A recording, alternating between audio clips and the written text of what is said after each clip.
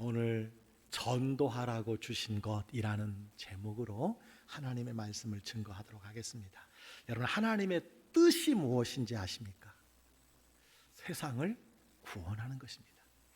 예수님이 세상에 오신 이유를 분명히 말씀해 주셨어요. 양으로 생명을 얻고 더 풍성히 얻게 하려는 것이다. 우리는 이 하나님의 뜻을 잊지 말아야 될 줄 믿습니다. 자, 그렇다면 하나님은 세상을 어떻게 구원하십니까? 전도로, 복음 전함으로 여러분 구원하시기로 작정하셨습니다. 예수님은 세상에 오셔서 그래서 하나님 나라의 복음을 전하셨어요. 그리고 승천하신 후에 성령을 보내주셨어요. 예수의 영, 또 다른 보혜사를 복음 전하라고 보내주셨습니다. 이 성령은 땅끝까지 이르러 복음을 전하도록 교회를 세워주셨습니다. 성령이 임재함으로 교회가 시작이 되었어요. 따라서 주님이 세우신 지상의 모든 교회는 그 사명이 복음 증거라는 사실을 기억해야 합니다. 로마서 10장 14절은 이렇게 말합니다. 그들이 믿지 아니하는 일을 어찌 부르리요? 듣지도 못한 일을 어찌 믿으리요? 전파하는 자가 없이 어찌 들으리요? 전도는 교회의 선택이 아니라 필수입니다. 전도는 믿는 자의 필수예요. 직분자라면, 하나님의 자녀라면 항상 힘써야 할 명령이라는 사실을 믿으시기를 축원합니다. 사도 바울은 전도자로서 자신의 심정을 솔직하게 고백한 것이 고린도전서 9장 16절이에요. 내가 복음을 전할지라도 자랑할 것이 없으면 내가 부득불할림이라. 만일 복음을 전하지 아니하면 내게 화가 있을 것이로다. 여러분, 전문가, 선교의 전도의 전문가인 사도 바울도요, 내가 복음을 전할 때 부득불 전할 때가 있다라는 거예요. 어떤 때는 하나님의 화를 피하기 위해서 억지로 복음을 전했다, 이렇게 고백하고 있습니다. 여러분, 복음 전하는 거 쉽지 않습니다. 저절로 자동적으로 되지 않아요. 부득불 해야 될 때가 있다는 거예요. 다른 때는 몰라도요, 우리 교회가 힘을 합하여 더블 선데이를 정하고 영혼 구원에 힘쓰는 설교를, 그리고 여러분 교회의 모든 행사가 이 영혼 구원에 초점을 맞추어져 가고 있는 때라면요, 여러분 부득불 해야 할 일인 줄 믿으시기를 주의 이름으로 축원합니다. 오늘 본문에서요, 하나님께서 우리가 복음을 전하도록 주신 것을 무엇인지를 가르쳐 주고 있어요. 첫 번째, 무엇을 우리에게 주셨는가? 복음을 주셨습니다. 여러분, 복음은 기쁜 소식이라는 뜻입니다. 기쁜 소식이 무엇일까요? 오늘 46절 47절에 기록이 되어 있어요. 그리스도가 고난을 받고 제3일에 죽은 자 가운데서 살아날 것과 또 그의 이름으로 죄사함을 얻게 하는 회개가 예루살렘으로부터 시작해서 모든 족속에게 전파되는 것, 이것이 기쁜 소식이라고 그래요. 예수님이 우리 죄를 사하시기 위해서 십자가에 죽으시고 부활하셔서 우리의 구원자가 되셨다. 따라서 누구든지 예수님을 믿게만 하면 모든 죄의 용서함을 받고 구원을 얻는다. 여러분, 이것이 바로 복음이요, 기쁜 소식이라는 것입니다. 하나님께서 우리에게 복음을 주셨어요. 여러분, 이 기쁜 소식을 전해야 될 줄 믿습니다. 문제는 기쁜 소식을 모르는 사람들과 이 복음이 믿어지지 않는 사람들이 많이 있다는 거예요. 여러분, 세상 사람들을 한번 생각해 보시기 바랍니다. 예수님이 당신의 죄를 위해서 십자가에서 죽으셨고 부활하셔서 당신의 구원자가 되었습니다 라고 하면 그게 어떻다는 거냐라고 반응할 때가 참 많이 있습니다. 하나도 나에게는 기쁜 소식이 안 된다는 거예요. 여러분, 왜 그렇습니까? 세상을 살아갈 때 죄 용서 받았다는 것이 어떤 이익이나 손해를 나에게 직접적으로 주는 것이 아니라고 느껴지기 때문에 그렇습니다. 세상 사람들에게는 그것이 왜 기쁜 소식인지 알 수 없는 거예요. 때로는 예수님의 십자가와 부활이 어리석은 소리, 미련한 소리로 여러분 들릴 수도 있기 때문이 아닌가, 이렇게 생각을 합니다. 그래요. 우리는 눈에는 보이는 세상이 전부라고 믿기 때문에 우리는 여러분 영혼의 구원을 얻는 것, 죄사함을 얻는 것, 하나님의 자녀가 된다는 것에 대해서 많은 사람들이 여러분 미련한 소리요, 어리석은 소리라고 생각하는 경우가 참 많이 있다는 거예요. 우린 눈에 보이는 대로 살기 때문에 그렇습니다. 여러분, 그러나 삶이, 인생이 눈에 보이는 것이 전부가 아닙니다. 보이지 않는 더 중요하고 가치 있는 소중한 것이 많다는 것을 여러분 기억해야 돼요. 하나님께서 우리가 보지 못하는 것을 보시는 것이 있습니다. 그것이 무엇입니까? 한 번 죽는 것은 사람에게 정해진 것이요, 그 후에는 심판이 기다리고 있다는 거예요. 여러분, 그 심판은 영원하고 무섭고 끔찍하기 때문에 우리가 여러분 이 복음을 전해야 되는 줄 믿습니다. 따라서 우리를 위해 십자가에 죽으시고 부활하신 예수님을 믿기만 하면 모든 죄를 사함받고 영생을 얻는 이 소식만큼 기쁜 소식이 없다는 거예요. 이것이 여러분 복음 중에 복음입니다. 그래서 예수님이 탄생하실 때 천사들의 노래가 무엇이었습니까? 보라, 내가 온 백성에게 미칠 큰 기쁨의 좋은 소식을 너희에게 전하노라. 예수님이 이 세상에 오시는 것은요, 큰 기쁨의 좋은 소식이라고 말씀해 주고 있습니다. 여러분, 우리에게 이 기쁜 소식을 주신 이유가 무엇입니까? 나도 구원받고 또 다른 사람도 구원하라고 맡겨주신 여러분 복음인 줄 믿습니다. 따라서 이 복음을 여러분 전해야 될 줄 믿습니다. 자, 복음 전하라고 주신 두 번째 것이 있습니다. 소명입니다. 우리에게 전도하라는 소명을 주셨습니다. 소명은 하나님께서 어떤 일을 시키시기 위해서 부르시는 것을 말합니다. 여러분, 오늘 48절에 보니까 이렇게 말씀하고 있어요. 너희는 이 모든 일의 증인이라. 여러분, 증인이 무엇일까요? 예수 그리스도의 복음을 전하는 사람을 일컫는 이름입니다. 제자들은 예수님을 직접 보고 듣고 기록한 성경, 제자들은 예수님의 십자가에 죽으시고 부활하신 것을 직접 여러분 보았던 사람들입니다. 우리는 누굽니까? 제자들이 보고 듣고 기록한 성경을 통해서 믿게 된 사람들입니다. 여러분, 그 핵심이 무엇입니까? 예수님이 그리스도라는 거예요. 이 복음을 전하는 증인이 되라고 우리에게 소명을 주셨다는 사실입니다.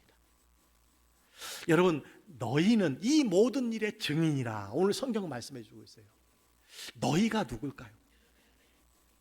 어떤 사람은 예수님의 12제자라고 말합니다. 맞습니다. 그런데 이 말씀을 듣는, 읽는 모든 사람들에게는요, 동일하게 예수님의 제자들과 같은 소명을 우리에게 주셨다는 사실입니다. 제자들만 받은 소명이 아니라 우리도 그 소명을 받았다는 거예요. 증인의 소명을 우리가 여러분 받았다는 사실입니다. 여러분 기억하시길 바랍니다. 목회자나 선교사나 예수님의 제자만 증인의 사명을 받은 것이 아닙니다.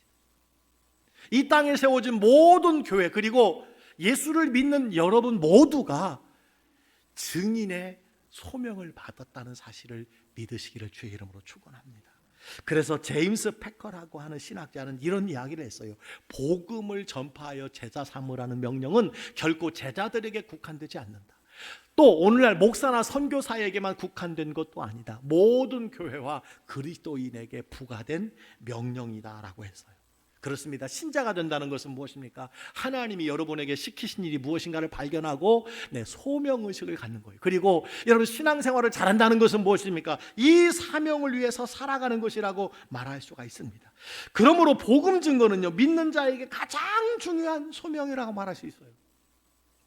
이 소명을 말하면 어떤 분은 이렇게 말합니다. 목사님, 저는 아침에 일찍 나가서 밤늦게까지 하루 종일 그저 일만 하고 들어오는데 무슨 저에게 소명이 있습니까? 먹고 살기도 바쁜데 말입니다. 여러분 이렇게 생각할지도 몰라요. 그러나 여러분 기억하시기 바랍니다. 예수 믿는 모든 사람들은 하나님께서 소명을 주셨다는 거예요. 복음 전도의 소명을 주셨다는 거예요. 내가 비록 장사하고 직장에 다니고 농사를 짓더라도 그 모든 것이 복음을 전하기 위해서 부름받은 소명이라는 사실을 기억하시기 바랍니다. 우리에게는 무의미한 것도 없고요, 사소한 것도 없고 몹쓸 것도 없습니다. 모두가 거룩한 제사장이요, 다 하나님의 향기로운 이런 복음 전함의 제물이라는 사실을 기억하시기를 간절히 바랍니다. 그래요, 평범하게 날마다 반복되는 가정생활을 하는 분들도 여러분 이 복음 전함에 있어서 거룩하게 구별된 사람이라는 사실을 기억하시기를 바랍니다. 이것은 나의 가정을 통해서 하나님의 나라가 이 땅에 임하기 때문이에요. 여러분, 나의 직업을 통해서 주님의 뜻이 이 땅에 여러분 이루어진다면, 우리가 열심히 돈을 벌어서 하나님 앞에 예물을 드린다면 여러분 어떻습니까? 그 예물이 교회가 복음을 전하는 일에 여러분 쓰여진다면 그 직업이 거룩해지는 것이고, 그 수입이 거룩해지는 것이고, 그 재산과 재능이 여러분 거룩해지는 것인 줄 믿으시길 바랍니다. 그래서 모든 사람은요, 여러분 소명자라는 사실이에요. 어떻게 보면 증인으로서의 이 소명은요, 목사보다도 여러분이 더 큰 소명을 받았다고 말할 수 있습니다. 왜 그렇습니까? 여러분, 목사는요 전도하기 참 힘듭니다. 왜 그렇습니까? 제가 만나는 사람은 다 예수 믿는 사람들, 여러분은 만나는 사람들이 거의 다 예수 안 믿는 사람입니다. 여러분, 누가 전도하기가 쉽습니까? 누가 더 귀한 소명을 받았습니까? 여러분이라는 거예요. 여러분은 만나는 사람마다 마음만 있으면 얼마든지 복음을 전할 수 있다는 거예요. 여러분, 이번 더블 선데이를 맞이해서 여러분 가정에서 혹은 직장에서 여러분 관계를 맺는 많은 사람들 앞에서 예수 믿는 사람이라는 것을 커밍아웃 하시기를 주의 이름으로 축원합니다. 내가 예수 믿는다고 말해야 이런 복음을 전하지 않겠습니까? 내가 예수를 믿으니 너무 좋더라, 여러분 말해야 복음을 전하지 않겠습니까? 여러분, 믿는 자에게 가장 수치스러운 말이 무엇입니까? 제가 그런 말씀을 드렸어요. 교회 가자고 그랬더니, 아니 예수 믿었어? 언제부터 믿었어? 몰랐어. 대박. 여러분, 이게 가장 우리에게 슬픈 일이에요. 여러분, 이번 기회에 커밍아웃 하시길 바랍니다. 나 예수 믿었어. 나 집사야. 나 2대째 3대째 신앙인이야. 그럴 때 어떤 말이 들려와져요? 역시 뭔가 다르더라고. 그래, 그런 줄 알았어. 뭔가 달랐어. 여러분, 이런 말을 들어야 되지 않겠습니까? 여러분, 혹시 이런 말 듣지 못하셨다 할지라도 증인의 사명, 여러분 소명자라는 사실을 꼭 기억하시고, 여러분 이 소명 감당하시기를 주의 이름으로 축원합니다. 하나님께서 복음 전하라고 여러분에게 소명을 주셨다는 거예요. 여러분은 소명자이십니다. 세 번째, 복음 전하라고 하나님이 우리에게 주신 것이 무엇이냐? 성령의 능력입니다. 예수님은 증인의 사명을 감당하라고 여러분 성령의 능력을 주셨어요. 49절에 보니까 오늘 이렇게 말씀하고 있습니다. 볼지어다 내가 내 아버지께서 약속하신 것을 너희에게 보내리니 너희는 위로부터 능력으로 입혀질 때까지 이 성에 머물러라 하시니라. 약속하신 것을 보내리니 이 성에 머물라고 말씀해 주셨어요. 그 성령은요 위로부터 임하는 능력이라고 말씀해 주고 있음을 보게 됩니다. 여러분, 예수님께서는 승천하시기 전에 성령을 다시 한번 약속해 주셨어요. 그래서 예루살렘을 떠나지 말고 아버지께서 약속한 것을 기도하면서 기다리라. 몇 날이 못 되어 성령으로 세례를 받으리라. 그들이 한 자리에 모여서 여러분 기도할 때에 성령이 임했습니다. 그리고 성령이 임할 때에 그들은 권능을 받았어요. 그래서 사도행전 1장 8절에 보니까 이렇게 말씀해 주고 있어요. 오직 성령이 너희에게 임하시면 너희가 권능을 받고 예루살렘과 온 유대와 사마리아 땅끝까지 이르러 내 증인이 되리라 하시니라. 그래요. 예수님께서 가시면서 내가 가면 또 다른 보혜사 성령을 보내줄 것이다. 여러분, 그렇게 말씀하시고 가셨는데 제자들이 기도하면서 기다릴 때 그 성령이 여러분 임하신 거예요. 그들이 권능을 받았어요. 그래서 여러분 온 유대, 즉 내가 사는 지역, 사마리아, 다른 지역, 땅끝, 그래요. 지구촌 곳곳에 가서 복음의 증인이 되었던 것을 여러분 보게 됩니다. 이들이 성령을 받았어요. 성령을 받는 순간 어떤 일이 일어났느냐? 서로 이야기하는 거. 이 어찌된 일이냐? 이 어찌된 일이야? 예전에 그 사람이 아니라는 거예요.